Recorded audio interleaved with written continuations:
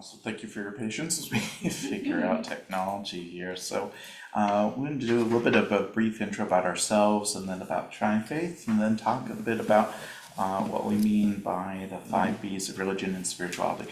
So, I'm Luke Shulte. I am the Director of Education and Outreach at the Tri-Faith Initiative. I'm coming from the background of being a religion scholar. So I have a PhD in religious studies with emphasis in Hebrew Bible, Second Temple Judaism, and ancient Near East. My reason for getting into that area was because I was interested early on in becoming involved in interreligious dialogue. I was telling Daishin briefly about this. I grew up on a family farm out near Kearney, Nebraska. I went to a small village called Pleasanton, 350 people. Not much diversity of any kind, certainly not much religious diversity, but went to Church of the Catholic Parish in Kearney. And my first sweetheart in high school was also a member of the church, and her mother was Catholic, but her father was a Buddhist from Thailand. And that first started to raise questions for me about what is the relation of my religious tradition to other religions. And I was fortunate to have a very good assistant priest there who introduced me to the Vatican II documents, particularly Nostra Aetate, the relation to other religions. And that really intrigued me and started me on this path in many ways. And so my religious focus has been on the depictions of the religious other within the scriptures of ancient Israel and Judah, particularly because the Hebrew scriptures are shared by 3 of the world's major religions, but that's not where my interest stops. And so as a religion scholar, I've taught a lot of courses on world religions. My wife actually is from South Korea. She's been in the US for about 11 years. She became Christian, but she grew up Buddhist, and my in-laws are all Buddhist. And I had a chance about 1.5 years ago to make my first trip to Korea. I got to visit a very ancient Buddhist monastery there outside of Gyeongju-chan. It's about 1,000 years old approximately for it, and so forth. Very good experience. I'm also mentioning this because most of my teaching that I've done as a university professor has been at public universities and state universities, sometimes religious related ones, but the approach I've taken to religious studies, I like to say it's not the telescope that's looking up to the divine or God or the transcendent so much as the microscope on looking what's the human component of it. And that's a place where we can look at where there's agreement at. So I'm an alumnus of UNL, Yale Divinity School for the Masters, and PhD at Claremont Gardner University, and I've published in this area too, but particularly I wanted what I did for research to be something that could help build community for people. That how could we take knowledge that's going on and discussed in the ivory tower and bring it down from the ivory tower and actually help people's lived situations. And particularly being involved in Tri-Faith does that much more than I was even able to as a professor. I'd like to say that Tri-Faith was initially started to build an interfaith neighborhood in a very literal sense with that shared campus known as the Tri-Faith Commons. But that's the work that we still do today, is not in the physical sense, but how are we building interfaith neighborhoods today? And when we talk about religion and faith, we're using as broad of a sense as possible. It is not just the religious traditions that are represented at Tri-Faith. We have had partnerships with the Hindu Temple of Omaha. It's just a few blocks south of us. We've partnered with the Yazidis who are in Lincoln. That is the religion that is native to Kurds. Actually, Lincoln has the largest population of Yazidis outside of the Middle East, particularly after some of the, about a decade ago, the most recent genocide that was committed against Yazidis ended up in a large population there. We do have people identify as Buddhist and people identify as various Native American spiritualities, people who are spiritual, not religious, people who have been traumatized by religion. Our programming is for all, and we're wanting to engage with all. And we're not seeking to combine all religions. We're seeking to build those interfaith neighborhoods, learn from each other, and if anything, we come to appreciate our own traditions the more that we are in discussion with others. But anyway, enough about me. I'm going to give Hamza a chance here to introduce himself. In the office, we jokingly call Luke Master Luke because he is quite wise when it comes to just that religious background. A little bit more about me. My background with Tri-Faith is interesting. I've been involved with just kind of the planning of it. You know, I would say as we approach our 20th anniversary of being actually licensed as a nonprofit, January 26th, it was a place of refuge. I grew up Muslim, but a lot of my family background was just interfaith. You know, I had been to Hanukkah dinners and, you know, my aunt celebrated Christmas. So it was very difficult for our family, you know, growing up as Muslims in the U.S. post 9/11 to find that place of belonging. We were too modern for our Muslim community, not conservative enough for the other Muslim community. You know, God forbid I go to happy hour and have a glass of wine because that is frowned upon. There were so many different back and forth. So what drew my parents and grandparents to Tri-Faith was the idea of these three religions rooted in Abrahamic tradition that have known each other, but not necessarily been peacefully allies or friends the few thousands of years. Can we create a model in a place where people would not expect it to be? Since recently the Abraham's house in Abu Dhabi opened up, before that, we were the only place in the world where a mosque, temple, and church resided on a campus with the Tri-Faith Center kind of being the connecting piece. So we really wanted to model that. And I would say through all our different waves of change and times, it's been such an important piece that when they asked me, you know, what is the next iteration? What do the next 20 years of Tri-Faith look like? I was hired on to just kind of help with that advancement, bringing in all that historical context of, you know, what would our founders do? What were the people that really were breaking barriers to actually build this space?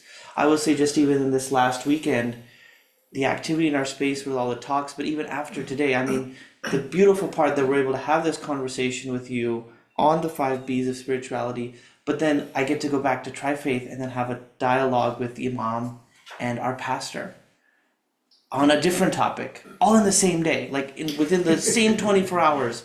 We're having such diverse conversations in a climate where saying the word diversity kind of seems taboo. You know, it's one of those do not say words. We actually practice it and it's a safe place to actually say it. So my dissertation was on mindfulness for young adults and burnout. So a lot of learning of daily habits and practices on how to be mindful. And again, it's one of those things I'm a good instructor, but I need to be a good practitioner, so I will practice more. So very happy to be in this space with you all. But really just focusing on how we can share that Tri-Faith story just outside the commons. I really echo what Luke says when it's those interfaith neighborhoods. We're not just localized on our campus, we can create it. We're actually helping, there's a wonderful young man who's doing his dissertation, and he's created an interfaith neighborhood of his group of peers. I believe it's Buddhists, Hindus, I think it's pagans. Pagans, Buddhists, Hindus, and Jewish community members in Indianapolis. And he's like, I just modeled so much of what Tri-Faith is, but can we have that with our group? And it's like, yes, because you found commonality, you found community. And we could actually learn from what is that common theme that you're all sharing. And it's just that they're just in community and if they're gathering. So very happy to be here. And yes, thank you for allowing us in your space.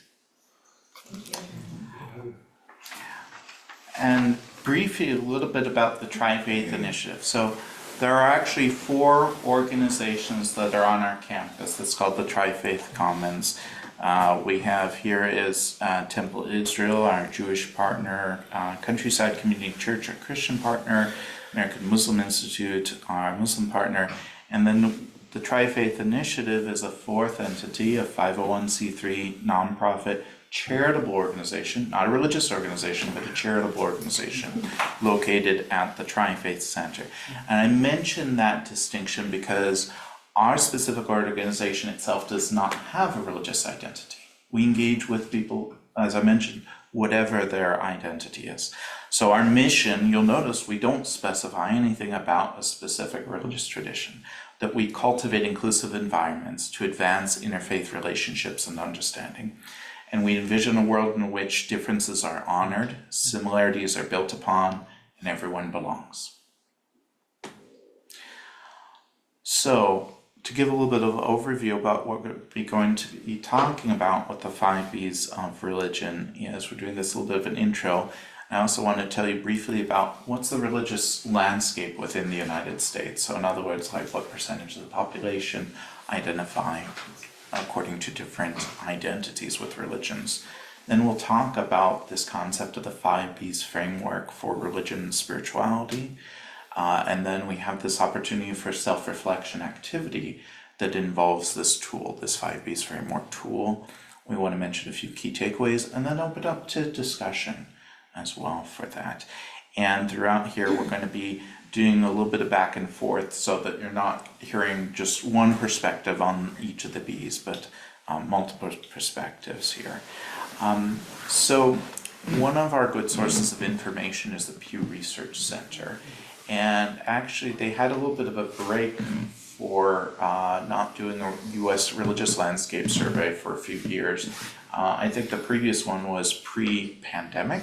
So this is the first one that's been done since the pandemic. And this is for 2023-2024.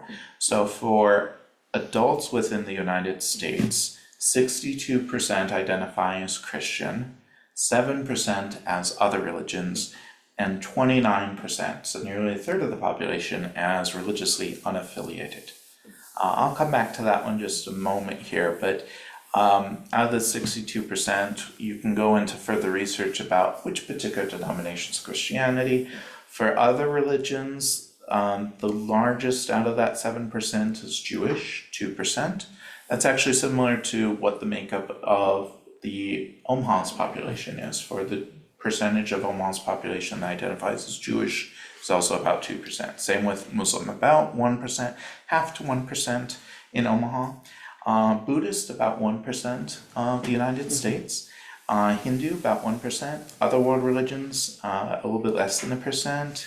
And then something else, which then they go to further identify, is another 2%. But this nearly 30% of religiously unaffiliated is the largest growing category, but it's also, it needs to be nuanced more, because a lot of times people hear that and they assume, oh, that means people that are not interested in matters that religion generally goes into, so that they're either atheistic or agnostic. But actually only 5% of that are atheist and 6% is agnostic. 19% are nothing in particular. Now, what I take that as, we also hear this category sometimes called the nuns, not as in Catholic nuns, N-U-N-S, but N-O-N-E-S. Ones that don't necessarily identify with a gender religious identity, like to say Hindu or Buddhist or Christian or Muslim or so forth. It could be a lot of other things. It might be the category of, they might describe themselves as spiritual, not religious. That's one of the most common categories within there. But these oftentimes are people that are interested in the transcendent and the real, the capital R, that religious identities try to address, but not necessarily with a particular group that they affiliate themselves with, or community in the traditional sense of what we think of religious communities. A tool that we're finding that's very helpful for talking about religion is what we call the 5 B's framework of religion. This image is helpful. It's a prism of, if we have religion, spirituality, or worldview as the light, then the prism of this framework helps identify a few colors of the spectrum within it. And the first 3 of these 5 B's have been around for more than a century as categories for discussing religion: belief, behavior, and belonging. In fact, we don't even have like a particular specific, I just got logged out. We don't have a particular set of, it's connecting again here, let's try again. Okay. We don't have a particular one or person or group that we can attribute to first coming up with the idea of the 3 B's. But we have 2 more that we've included at Tri-Faith. Becoming, the idea of who you are now is not exactly the same as who you were before, nor as what you will be in the future. And then body, which will take a little bit of time to unpack as well. Now, one of the things to understand about the 5 B's, they're not necessarily the teachings and practices from within religious traditions. Sometimes they are, sometimes they're not. We're instead looking at what are individual expressions of religion. They're simply ways of discussing the varieties of individual ways of being religious. And another nice thing too about it is this is not a tool that's be used to say this is the correct or incorrect or the right or the wrong or the orthodox or heretical or any of those kinds of discussions. It's an observation. It is a chance of just saying, this is how people themselves identify. This is how individuals themselves express what their relation to these concepts are.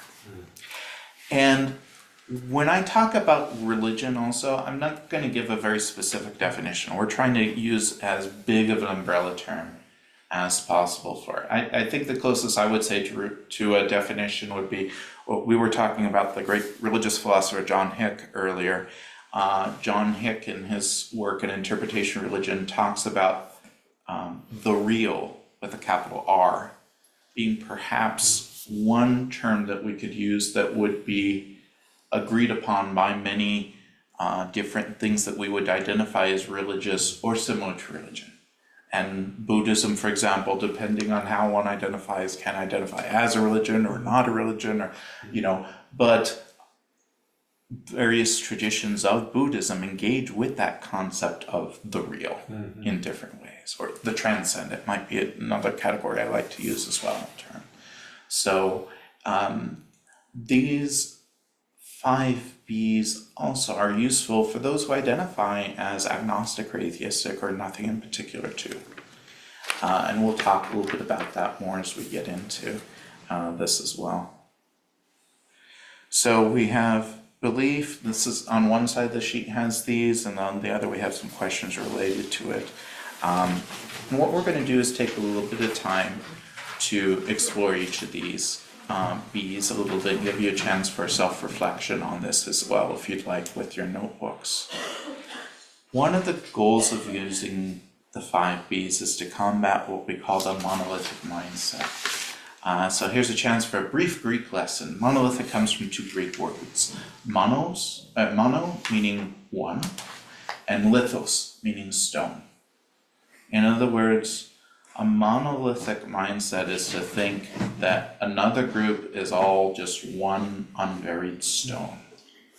All Muslims are alike, all Buddhists are alike, all Christians are alike, without realizing the wide variety within individuals who practice different traditions, who identify with different traditions. Because one of the dangers of a monolithic mindset is that it often leads to things that dehumanize people and affect treatment towards others.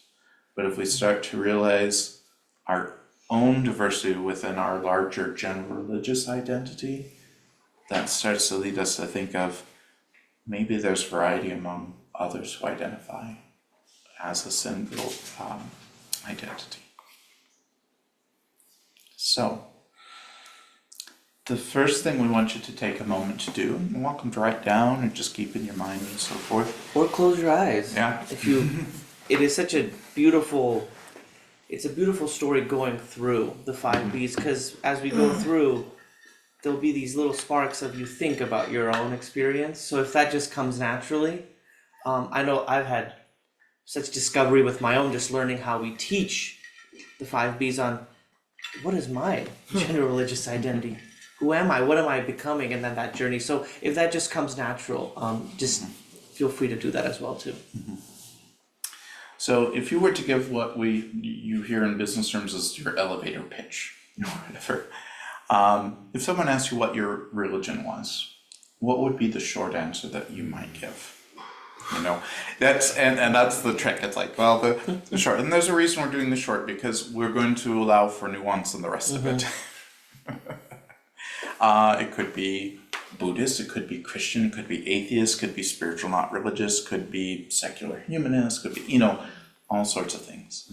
But if you were to, in as briefest terms as possible, to give someone just you only have time to have that momentary impact to give them a taste of what your identity is when it comes to religion, keep that in your mind. And particularly if it's a label that others sometimes might use just in a general sense. Can I ask a question? Of course. You know, I'm thinking about this, and I'm thinking it would depend on who is asking. Yeah, that's true too. Because if it's somebody I don't feel safe Yes. around, I'm not going to say I'm Buddhist. Yes, yes. I just want, Yeah. you know, Yeah, and that doesn't mean that I'm not, you know, a practicing Buddhist. I just, I don't want to. yeah. So, and there's a couple ways you can engage with that. One is, imagine if it, first of all, if it's someone you do feel safe answering that question too. Okay. Another way of doing this is jotting down for yourself, what would be your answer to someone you would feel safe sharing this to, and what would be someone else? Because what we're going to do for the rest of it is, you can keep coming back to both of those, or maybe there's 3 or 4 of those. Or maybe it's none. Yeah. I mean, there's that, the ability to have that space of, well, I don't know, I'm on that journey. I mean, that's how, there's not an absolute answer of you have to pick one. Right. Maybe your answer is that you are trying to get on that path, you're trying to become it. So you are a nun right now, you don't have one. It's completely fine. Another one even is to think of someone else that they have an identity that has been on your mind a lot for their own religious identity. Because this can also work to come back to that too. And this calls for a little bit of imagination in this case, because some of the other questions we might not be able to answer, but we're also encouraging to imagine what these possibilities might be. Okay. So this first category, this is the one that people usually assume is the most important out of the 5Bs when it comes to religion, belief. The reason for that assumption oftentimes comes from the largest population-wise religious identity in the United States is Christian, and particularly Protestant Christianity, which this has been an emphasis in it, and we see that in just the heritage of some of the laws focus a lot on belief. Having said that, this B is not always the most important for all religious identities, or even all major world religion identities. You'll find for others, belonging being the most important, behavior, becoming, it can vary. So even though this is the first one that we're looking at, that does not make it necessarily the most important out of it. But belief is our hearts, minds, and morality, the invisible components of religion or non-religion. And so we'd ask you to think about a few things. What beliefs or personal philosophies are most important to you and guide your life? How is this related to your general religious identity? And I want to take a moment here and say, well, how does this apply to me if perhaps I identify as atheist? Because I hear belief and I think, oh, I have to be religious, belonging to a world religion in order to have a belief. Let's say for me, a core belief for me is that I believe that it is wrong to cause harm for another. And that belief is so important for me that my behavior is affected by that. So I will behave in such a way that I try not to cause harm to another. That is a belief that doesn't have to be associated with one or any world religion in that traditional sense that we think of. And yet it's a belief because in the sense of it is something that is important to the point of it perhaps being guiding to what one does. And another question we'd ask is, what is a belief that you might have that is different from others that have your general religious identity? So let's say you are comfortable answering that question of being Buddhist. Are there any beliefs that you have that not all Buddhists, not all people who would identify as Buddhists share? Absolutely. Yeah. Let's say, for the example, Christianity. One that I know of people who identify as Christian who have shared a belief that's not necessarily universal. It's certainly not universal among Christians. Is someone who says, "I am Christian and I also believe in reincarnation." That's something that is not necessarily very common among many Christians. And yet, I know individuals that I have spoken to who have shared that. So, think about whatever one or two or more answers you might have given for general religious identity. Think of something that you have that's a belief that might not be shared by all others. Or if you are thinking of someone else, I asked you to think about, maybe there's someone else who has a different religious identity, and you are thinking about that person. Is there a belief you know of, or that you can imagine that they have, that not everyone else in that same general religious identity shares?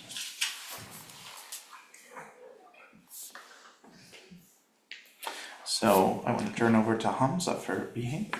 So I always think of this as like a cake. There's layers, right? So we got the first layer. So on our second layer, we're going to talk about our behavior. So think about those rituals or practices that you do based on that I am question. What are those actions, those specific practices that you do,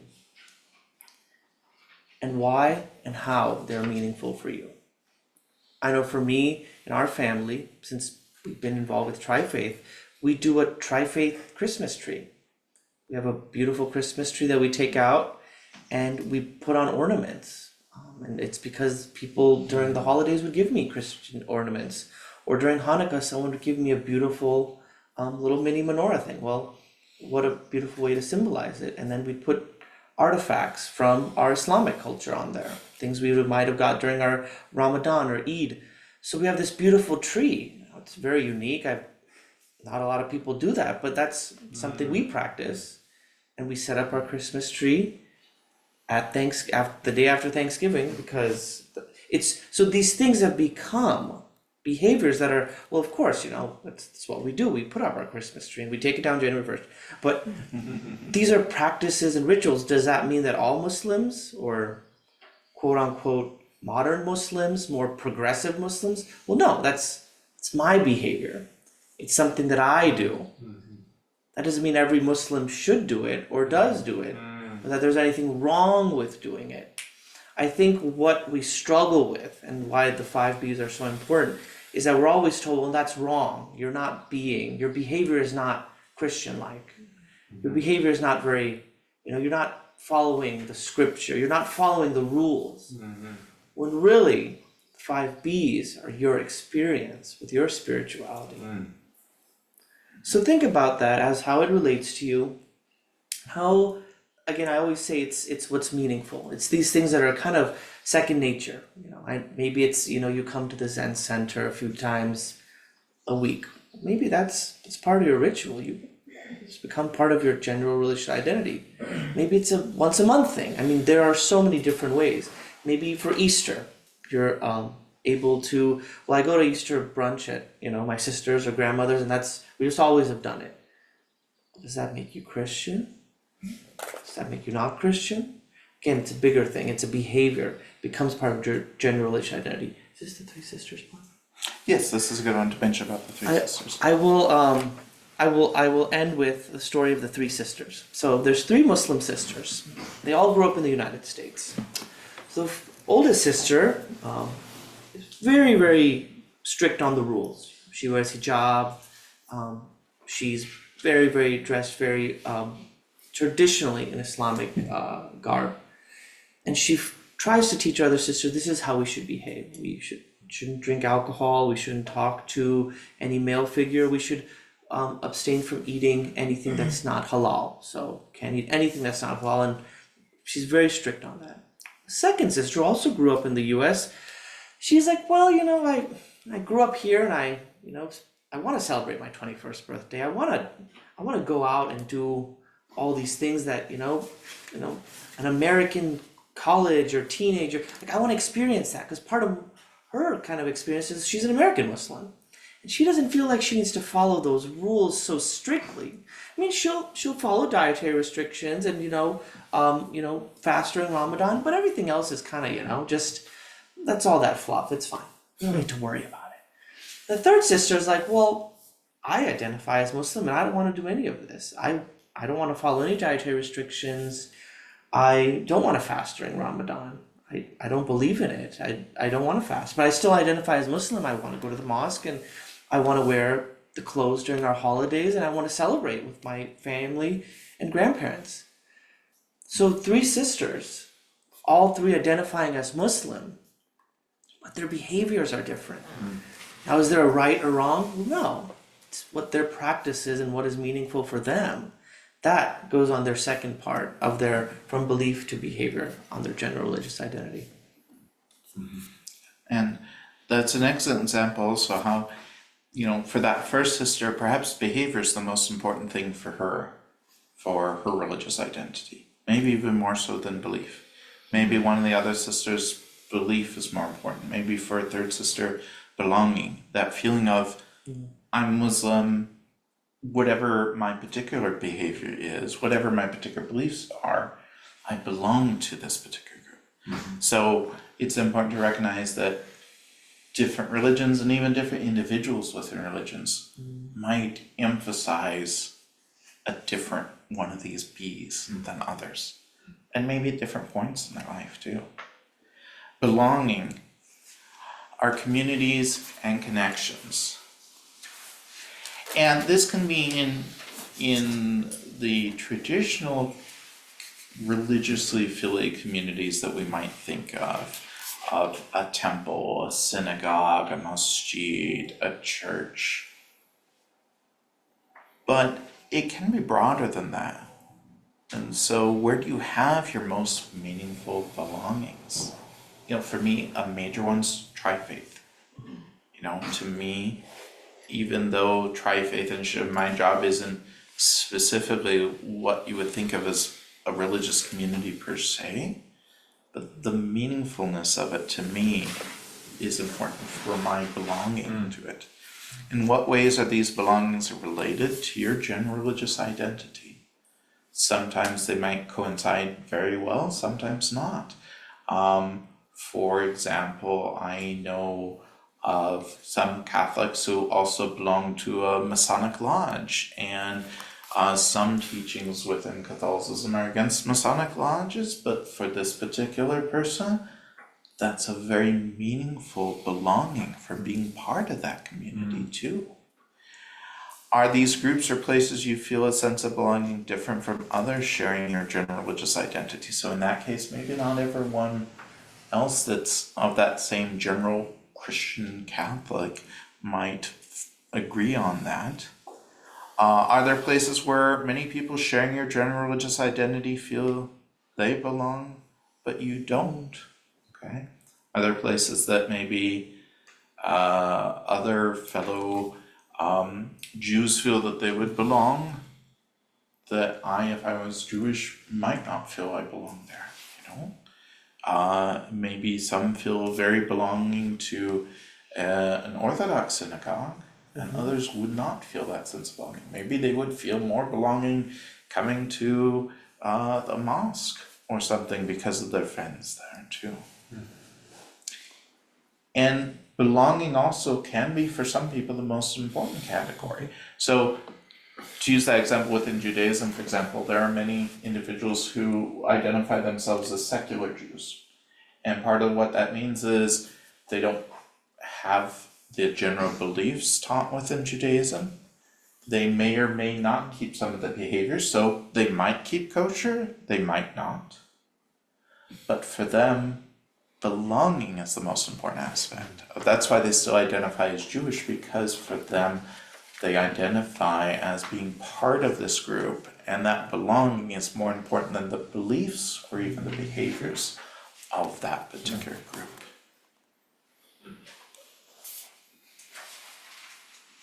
So kind of when I started, I mentioned there's that journey, right? You grow up with this certain maybe mindset that was told that, we're Christian, we go to church on Sundays, and we, are very involved, and that is who you are. You're also Christian, and these are those practices, and these are those things that you will do. It's standard.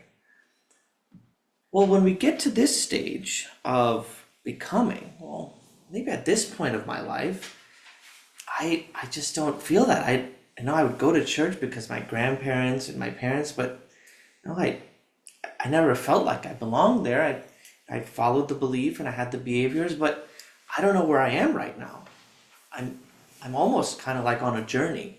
So at this stage, it is that really, really deep reflection of how our general religious identity changes. And I really want to emphasize that it is always in motion, it's always changing, it's a pathway. So again, there's no right, there's no wrong, because, and again, one of the privileges that Luke and I have is that we get to have these conversations in temples, in churches, in mosques, with wonderful people in our community. So we get to experience that.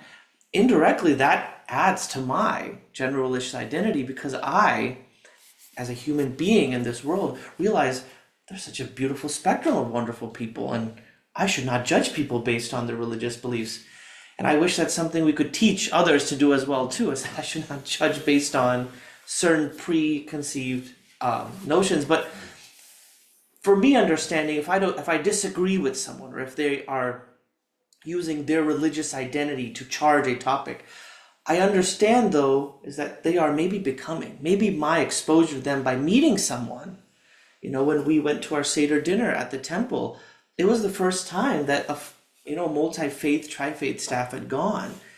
And with so many contentious conversations happening, it was beautiful to say, hey, I see you and I understand you, but thank you for being here. And that was part of my journey. Because now, as a Muslim, I want to experience those things. But again, I'm becoming the better version of myself. So again, think inward. How has your relationship with your general religious identity changed over time? And then go back to that first question. Has it changed your religion? Has it changed your I am? Has your life experiences? And these can be bigger transitions than just meeting people. It can be, maybe you got married. Maybe you got divorced. Maybe you had children. Maybe you moved. Maybe you found something that was meaningful at early, mid, late stage of life that changed it. Well, that's beautiful. That's part of your becoming stage, because it adds. And maybe the question that you asked in the beginning has changed. And again, that's okay. I think a lot of this, especially with spirituality, we're told, oh no, you can't. You can't be Christian, and you can't, go have Wiccan friends and do all these practices. You just can't. That's just not Christian life. That's not, you're not being a good Muslim. When in reality, maybe that is you becoming what you're meant to be. It's part of your journey and stage. And those experiences, when we shelter ourselves, we don't really become what we are set to be or what we want to be. So again, it is a very deep inward reflection, because it will change, because it is that beautiful journey that we have. Well, those examples really resonate with me personally. So just give some examples from some phases in my life. I grew up in a family that would go to mass every Sunday, even when traveling. My parents now don't, because of some changes and losses that happened in their life. There was a point in college and graduate school that I also took on additional practices, praying the liturgy of the hours, which is a wonderful idea of sanctifying the sacredness of time and the different times of day, similar to the 5 times of prayer within Islam as well. I also got divorced 6 years ago, and that's changed also the way that I interact with the religious community that I grew up with, and how I perceive how I can and cannot interact with it as well too. And so, sometimes it can be something really big like changing religion or adopting an additional religious identity. And sometimes it can be just those changes that happen in our life to us specifically, or just the different roles that we take of when we become a parent, perhaps, when we become widowed, perhaps, when, just when we're at a different phase of our life than we were before. The final one that we're going to look at, and this is one that sometimes takes a little bit of time to wrap our heads around, is body and how this might relate to it. Our physical embodiments, the ways people perceive us from the outside. So there's at least 2 big components of this that are helpful. One is how we perceive our relation to religious identity because of our embodiment, and those can be in very broad senses. The other could be, what assumptions do others make about us because of our body?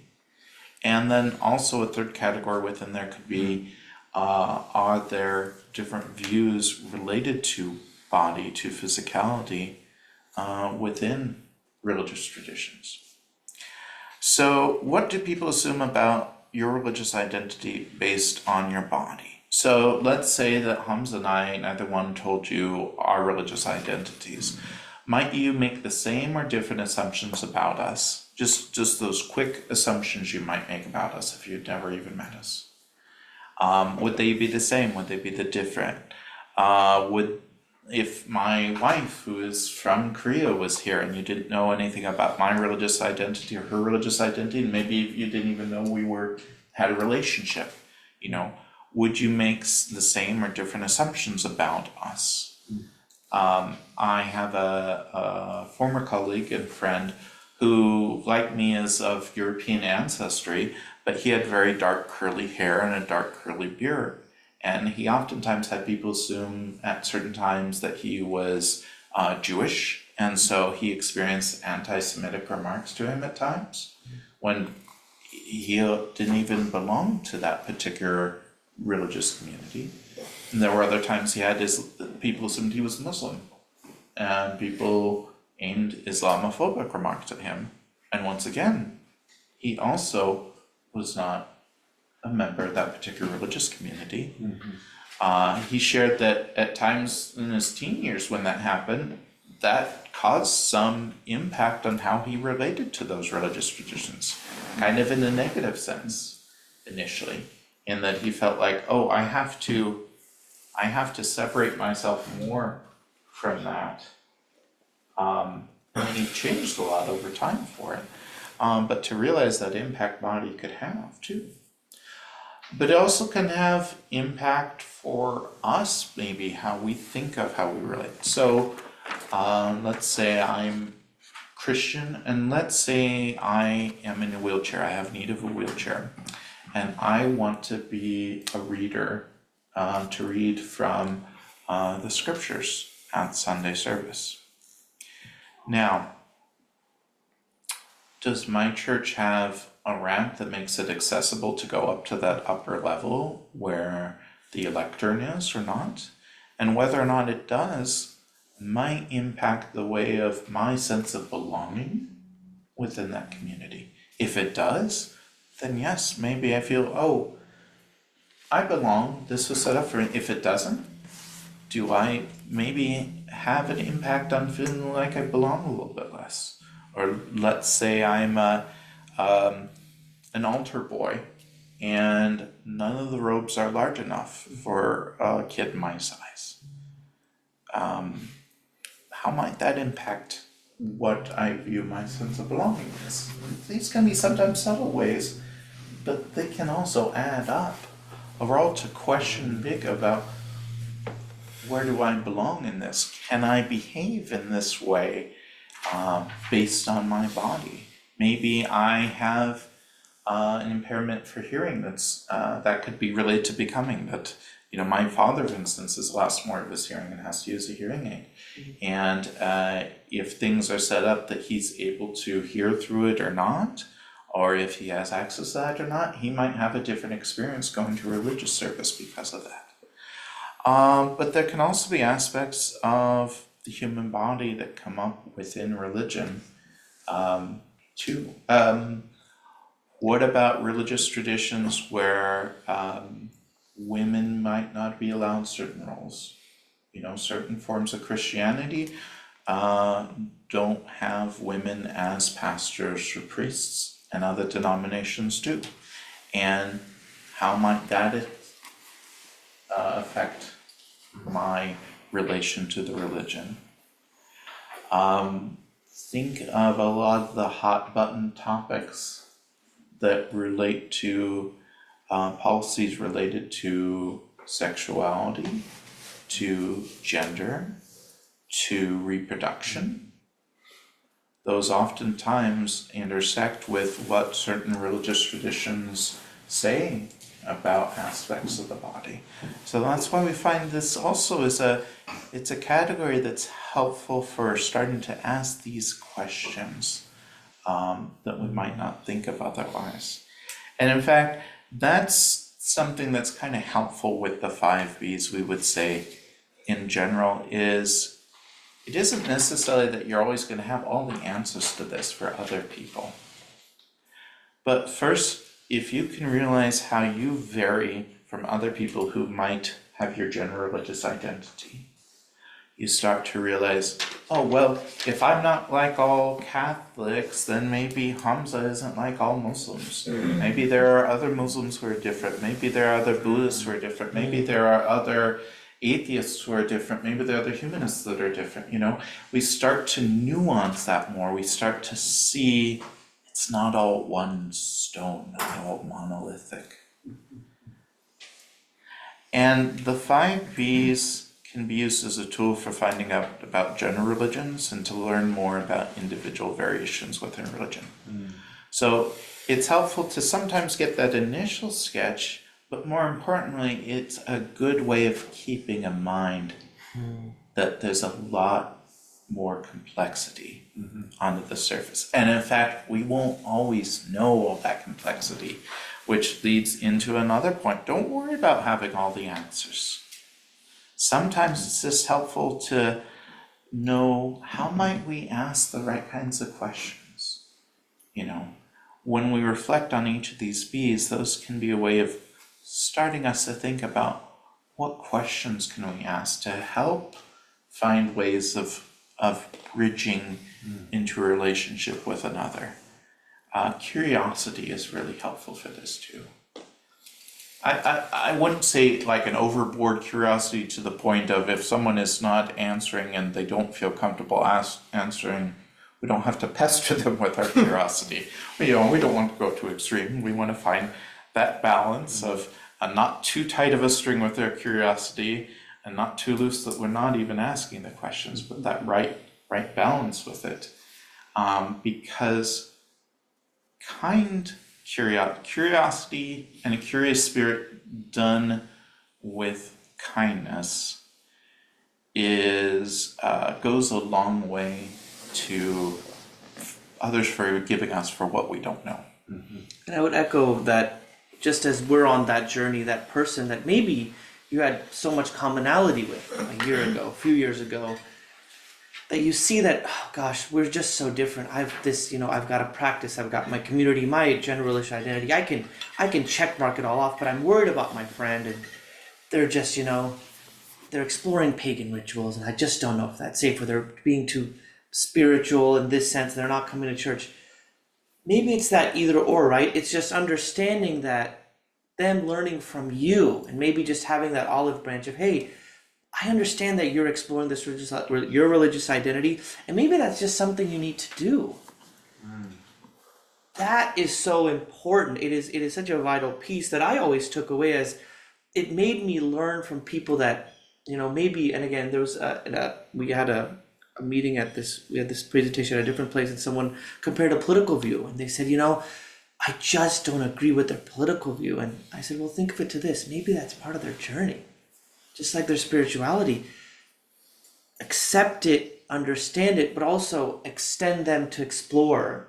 Maybe that acceptance piece can break that barrier, and then they can see, okay, we're not so different. Because I see you and you're on your religious identity, and you see me. And maybe that's all that needed, was that visibility of understanding that it's not a black and white scenario. It's a constant in motion. It always will be, and there's a beauty in that, right? There's a celebration of that, as that we explore ours, as others explore. We understand that, oh, okay, you might be going through something, and I understand that, but I'm not going to judge. I'm going to let you go about it as you go through identifying where you fit, where are your behaviors, where you belong. Where's your body in this sense as well too. And our third key takeaway is that if you come across messaging that is either blatantly wrong about the 5 B's for a group, or is ignoring individual variation, if its messaging is trying to make a monolith, to say that all Christians, all Jews, all Muslims, all Buddhists, all atheists, this and that, then there's a problem with that message. So recognizing when messaging is going out that tries to make monolithic, that's problematic. We should be very, very cautious, very skeptical about that, and ask ourselves, why is that being done? Because when you try to make a group monolithic, you are with these short little narrative shortcuts we call tropes.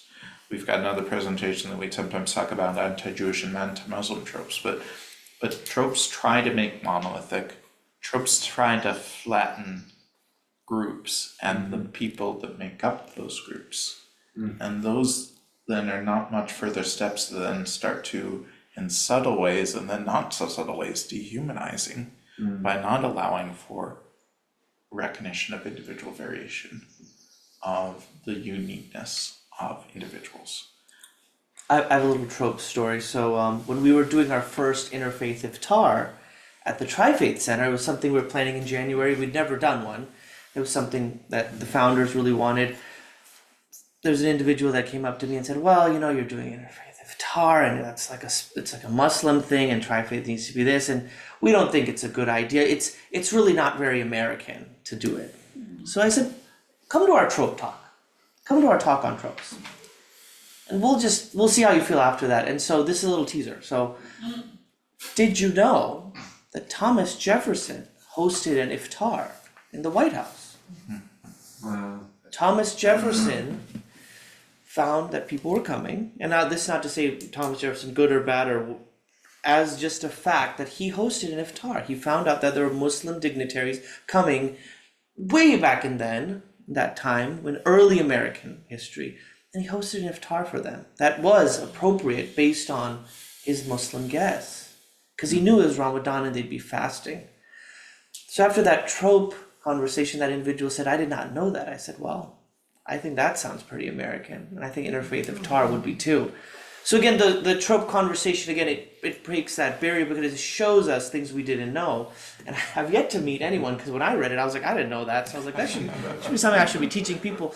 Because it is that, I can't go to an iftar because I'm not Muslim, or I can't partake in that. It's like, well, no, that actually is something that has been done. But throughout history, it really isn't mentioned, because it isn't a trope that it is a trope that limits the conversation. Oh, we can't do that because that's not what we do. It shows how we are all together. So casually, it's been left out of conversations until, we have these conversations about what are these tropes. Another one is that some Jewish people feel offended when we say that, all Jewish people are smart. These might be small nuances, but these tropes can have these levels of segregating and putting us in groups. So Mm-hmm. yes, we've had it enough time in the White House. So we want to open up to discussion and questions for any of this, to either of us on anything. What is an iftar? You want to take that one? Feel free to So, go. so within Islam, the holiest month in Islam is Ramadan, and it involves fasting from sunrise to sunset. You fast from food and water, cigarettes, sex, just about everything. There's, of course, children don't have to, the elderly, those, if there's any sort of health issues or even with traveling and so forth. But the meal that breaks the fast at sunset is an iftar. So, great question. I have a question. Yes, Vicky. So I struggle with when I talk to literal theists. How do you guys handle that? Just somebody that everything is literal and literal theism, or maybe more fundamentalist, or do you just like, I can't talk to this person, do you just walk away? How do you handle that?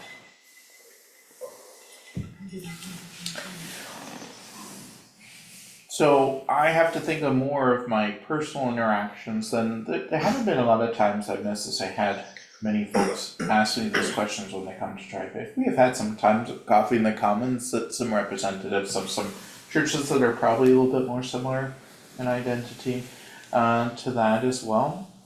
It really depends on what are we hoping to get out of that conversation. And so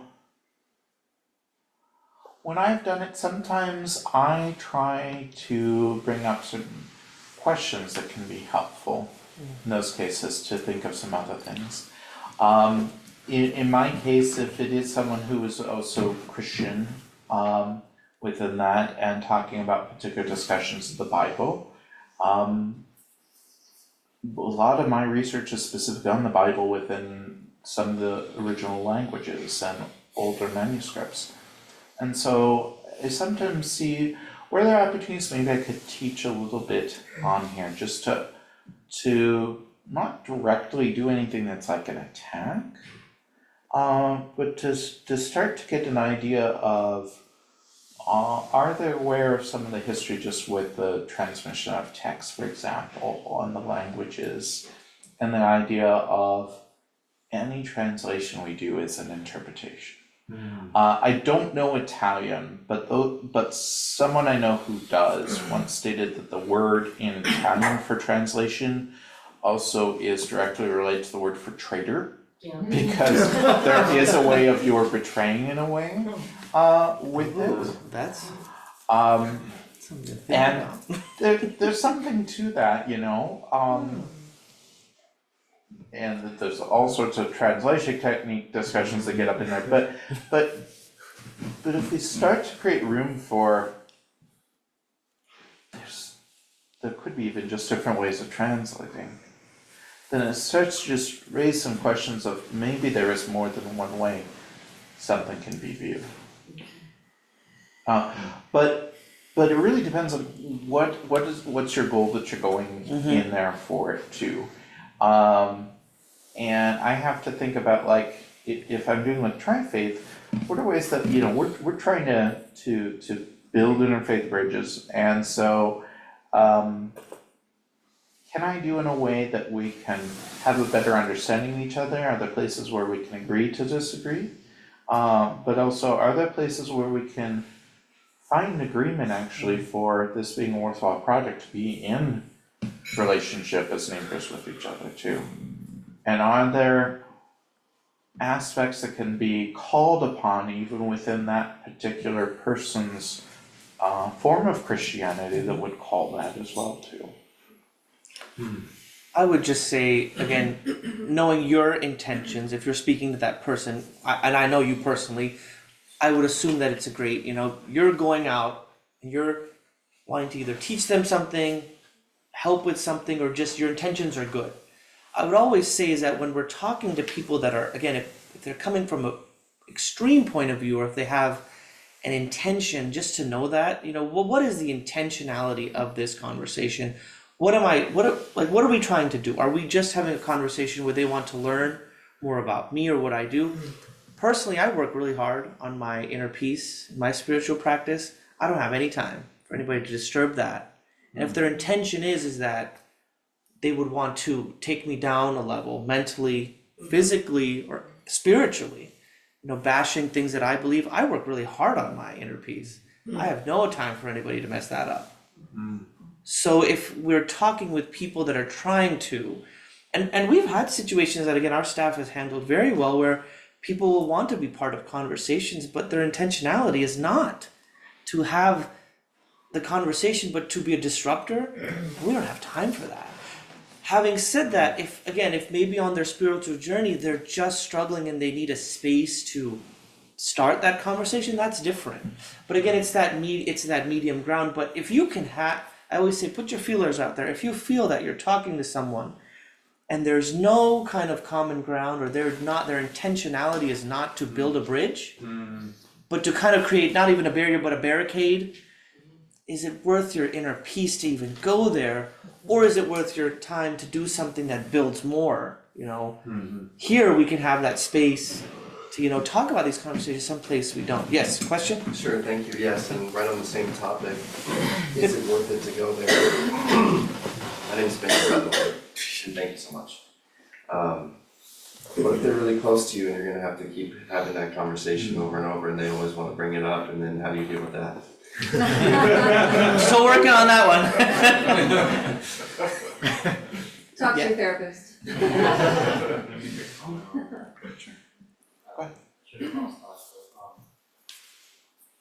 I've had to make the difficult decisions to go low contact or no contact with people, and those boundaries are important, and they are yours, and nobody gets to negotiate.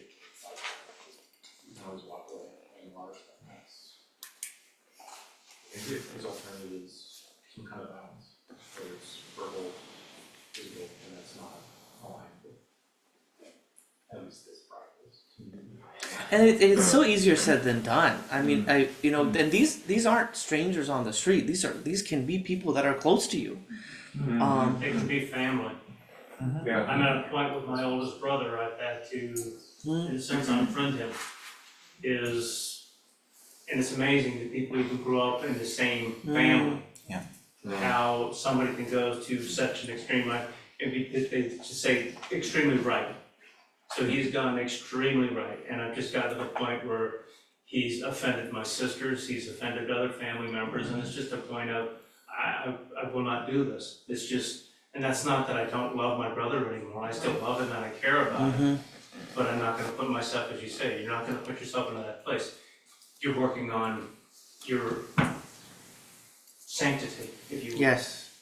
In a sense of my own sanctity, this person is now offending my sanctity, because you can find it in Christian documentation, you can find it in Buddhist documentation, you can find it in Taoism. Don't sacrifice your inner peace to try to reach somebody who doesn't want to be reached.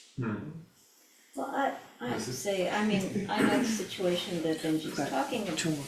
I'm sorry. Oh, sorry. Go ahead. There's a question after you, but yes, please go. And I have, for example, a niece that I love very much. And, we have a great relationship, but she is a biblical literalist. And, extremely smart person who doesn't believe in evolution, etc.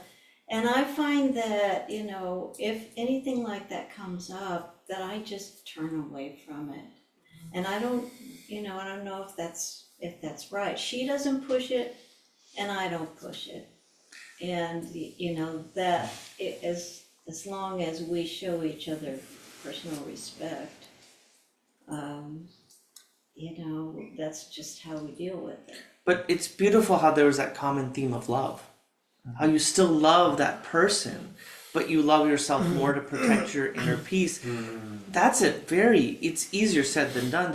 It's very hard to do, but the fact that we can say, oh no, I know where this is going, because we've done this several times before. I'm just gonna pivot, I'm gonna protect my inner peace, I still give you love, dignity, and honor, but I just can't. And there is an honor because you're honoring yourself and you're respecting yourself. But again, it goes back to this. That's just something that's part of your spiritual journey, is to have those interactions with them. As they go on their journey, you wish them well, but you're on your own journey. And It's there's, kind of a dance. You just have to Very do it. intricate, Yeah. very intricate. and there really isn't a one size fits all answer for this. It's gonna really it's gonna vary by each one of us, for each person that we're engaged with. So have a lot of compassion, not only for that other person, but also for yourself. And we don't know what all the answers are, and if we don't quite have it right this time, maybe we'll get there a little bit more next time. I found one thing for me. Sorry, my voice is kind of mad. I realized I do not be around. This was about this year about anyone that gossips about one another, because if they gossip about others, they'll more than likely gossip about you. That's what I want to say. Yeah. Please. Well, I'll go ahead and I decided I'm gonna change what I'm gonna say now. I don't know if I may share my own experience. It is possible. I would argue that inner peace could be misleading in my experience. Oftentimes you think you will have peace when you don't, and that's a very dangerous place to be. For example, I'm married to my husband, and I grew up in Utah. I don't know if you would be aware as a religious scholar, the unique area, how unique that place is. But my mom recently converted and is now a practicing member of the Mormon Church. We have decided that it doesn't matter.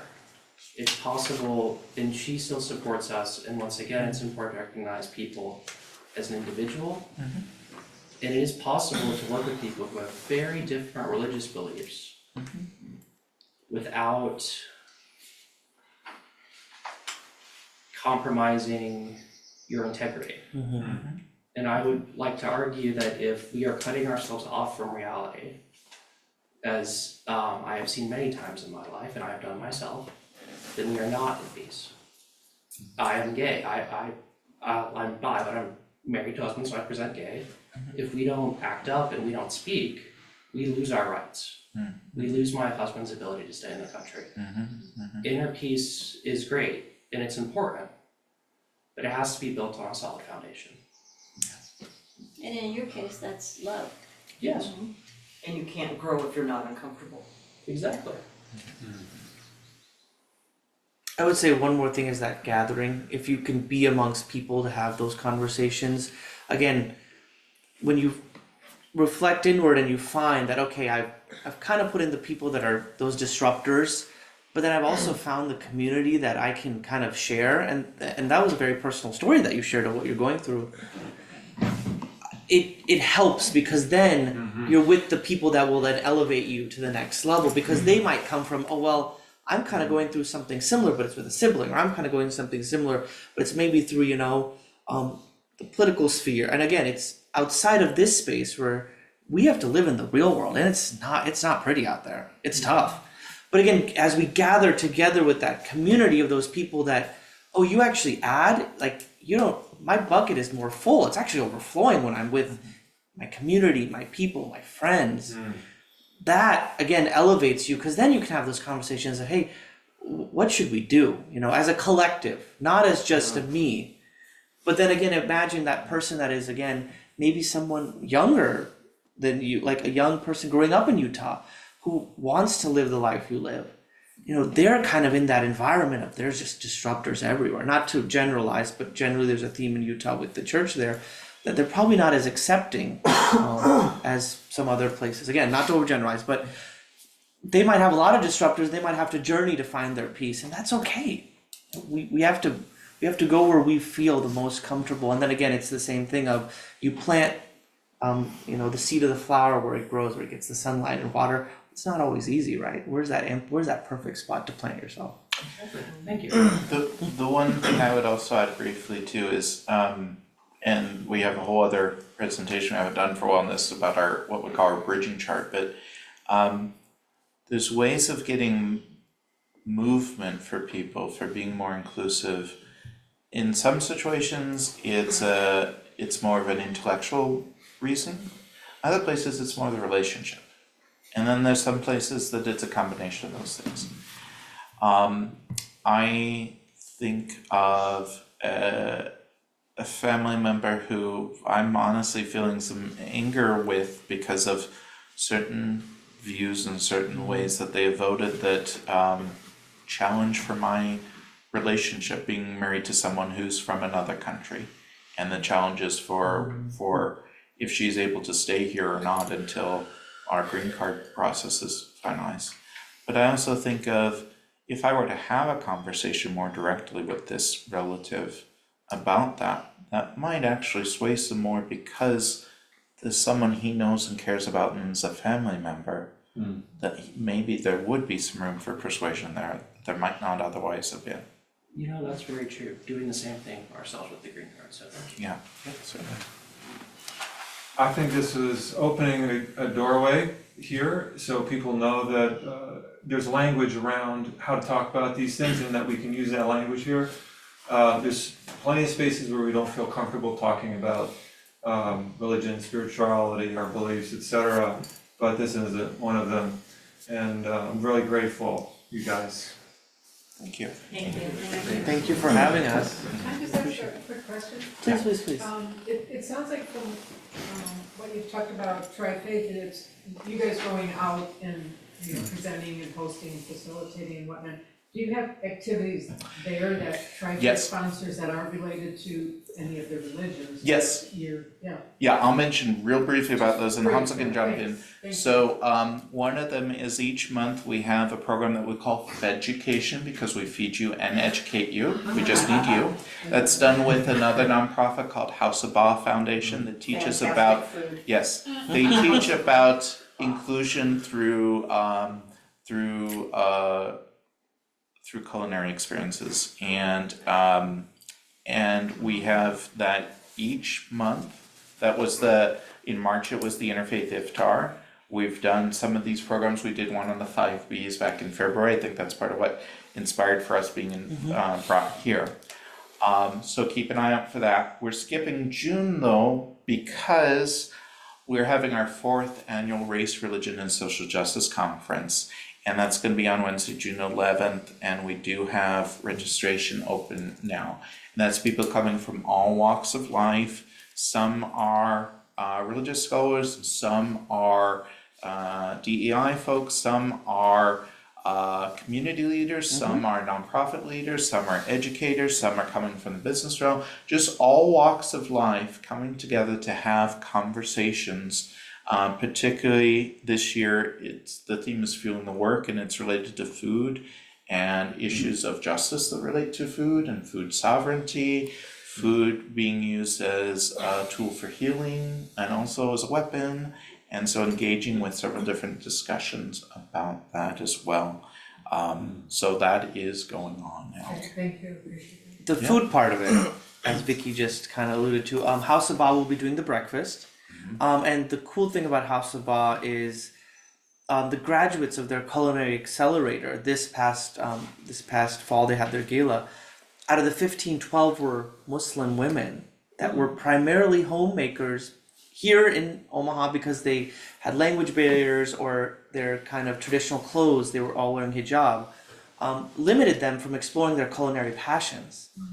But because they were able to be here and cook out of our Tri-Faith kitchen, they didn't have the barrier of, well, you're a woman, you're supposed to stay in the house. They're able to go out and get their culinary certificate. So all the food that we enjoy with House of Ba through these Feducation dinners, it's actually all made by, so nice to be able to say this out loud, diverse refugee women that are, wanting to explore their just culinary passions. And then, so that's the breakfast, and then the lunch will be done by Anthony Warrior, who's a prominent Native American chef. We'll be including herbs and kind of just accoutrements from our Tri-Faith Unity and Hope Garden, which you're available to all volunteer there. It's a beautiful garden. We just opened up the Elise Azrael Memorial Garden right next to it. And then we also have a film premiere fundraiser for the Tri-Faith documentary Abraham's Bridge the evening of this, which the poster will be created. It's on my desk, but I've actually been working all weekend, so I've not had time to go to my desk, which is good. It's good. We've actually been out in the community. So we have quite a lot of activity in the space. Yes, and then I think April we'll be hosting through the Countryside Church. It is just not an interfaith picnic, but it's a picnic open to everyone. It'll be on that beautiful green space in the Tri-Faith grounds. So you're all more than welcome. If you look on their website, I go to these activities all the time and I strongly encourage them. And then I have a few business cards. I do didn't too. put them. My yoga pants are in my pocket, so I didn't put them in there. But yeah, we'll have our contacts. So please, reach out. We if you ever just want to come and have coffee there, we have our Coffee in the Commons once a month. It's a free and open event where you can just come and have coffee and just connect with community members. And then we do coffee out of the Commons, where we actually will go to the other religious buildings on our I grounds as think well our too. previous resident went to Coffee on the Commons, so.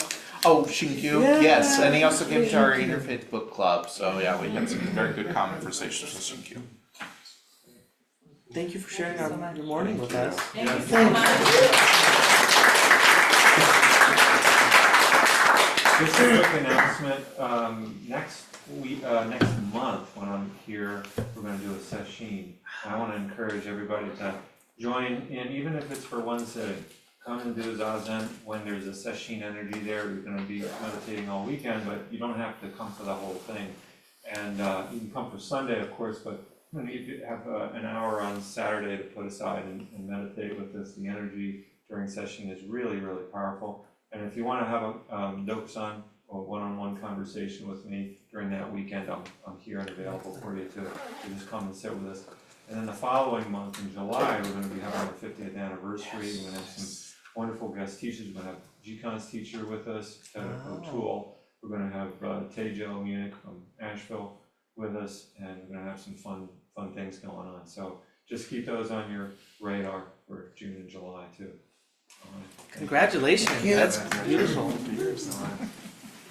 Thank you all very much. Thank you. And thanks everybody on.